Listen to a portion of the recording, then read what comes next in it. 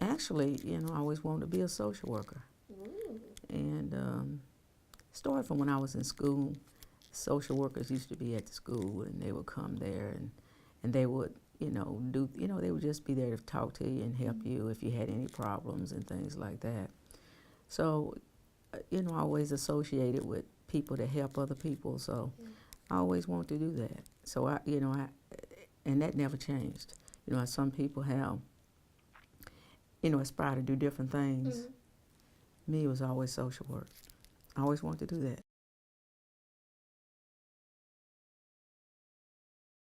You're addressing issues with the inmates as well as your staff. Sometimes one of them want to talk to you.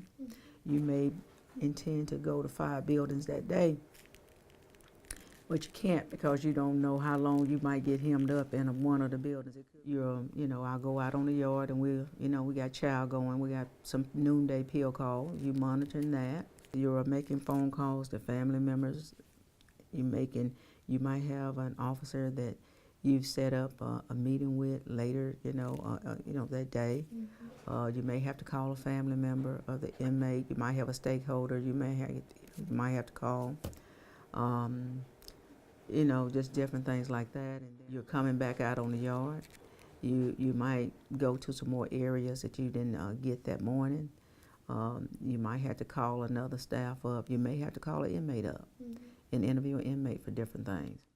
I hold a meeting every day at 4 o'clock with my deputies, and they are going over different things that has happened.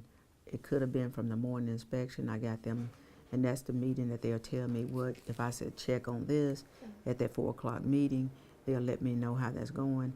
Of course, if it's an urgent matter, they're going to get with me before the 4 o'clock meeting, and we're covering some things that's going to be happening the day before, the next day.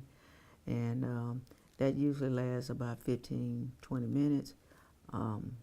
Then I work my way over to security, and I go over there and, talk to the supervisor. So we go down together, we walk the lockdown unit, and again, you address any issues or discrepancies you're seeing in the unit. And of course, my phone started ringing.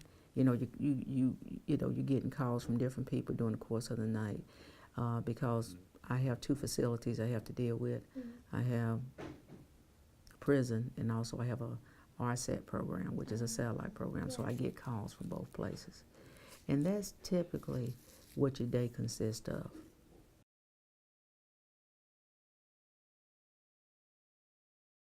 I think it's the people that you work with every day, whether it's the inmates, your staff, family members.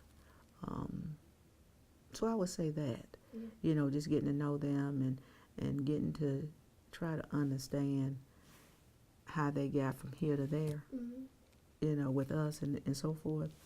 And so I would say that would be it, just getting to know people.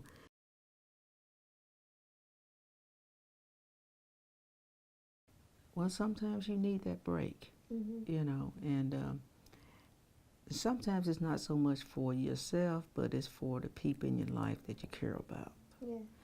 And what I mean by that is, I was talking earlier about your phone ringing all the time, and sometimes you're out supposedly to have a good time, and your phone start going off.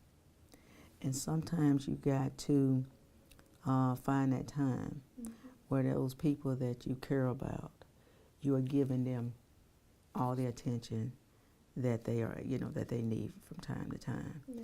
And that means putting that phone down, letting somebody take those calls for those 3, 4, 5 hours, and then just go from there.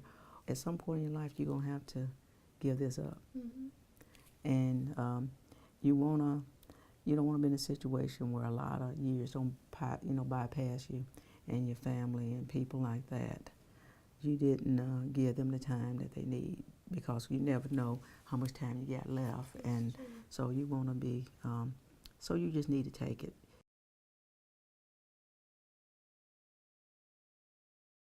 You need to learn how to treat people the way you want to be treated. You hear that all the time, but it's true. Yeah. You also need to listen. You need to keep an open mind when we are coming up with a different concept on how to do something. When I'm sitting at the table with my management team, I'm getting ideas from them. And I tell them, I said, I want your honest opinion. Don't tell me what you think I want to hear. And I said, you tell me. I said, because this is what I want to do. You tell me if you see some problems with this. Because sometimes, you know, they are the subject matter experts in certain areas of that facility. Right. And me, you know, I might, I'm looking at it and I said, you know, they may see something on the lower end that they might say it might be a problem, and I want them to be able to feel free to express that. To be honest with you, you know, you really don't think about it. You know, as you're working in this department for years, and you coming in doing your job, and like I said, I've always liked what I did. But what happens is, as you go through each day, you know, the months turn into years, you find yourself, you know, just doing things, you know, that people notice, and they spot different attributes in you, and they say, and they just one day just tap you on the shoulder, and they say, okay, you know, I think you need to stay with this department. And I had people along the way that would do that. They would say, you need to stay with the department. You're going to do well. You work hard every day. So, you know, it was just one of them things where, you know, as positions became available, you know, I interviewed for those positions. Sometimes it was positions that I wasn't even thinking about. And people would come and say, you do this every day. And I knew I did it every day. But it was one of them things where sometimes you find that people see things in you that you didn't see in yourself. It makes you feel good too that sometimes when you're working, you know, you don't know who you're influencing every day that you work, whether it's an inmate or it's a staff. I recall years ago, I was a care and treatment deputy at that time, and I was just coming through the lobby, and one of the officers was in the control room, and she said, you know, I want to be like you one day. I said, took a double take.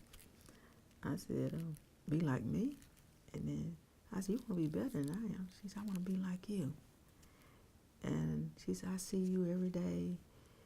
You coming into work. She started just naming things that she seen me doing. And then I said, okay, you know, it reminded me that, you know, there are sometimes people watching you and they're mentoring themselves after you, and you don't even know it.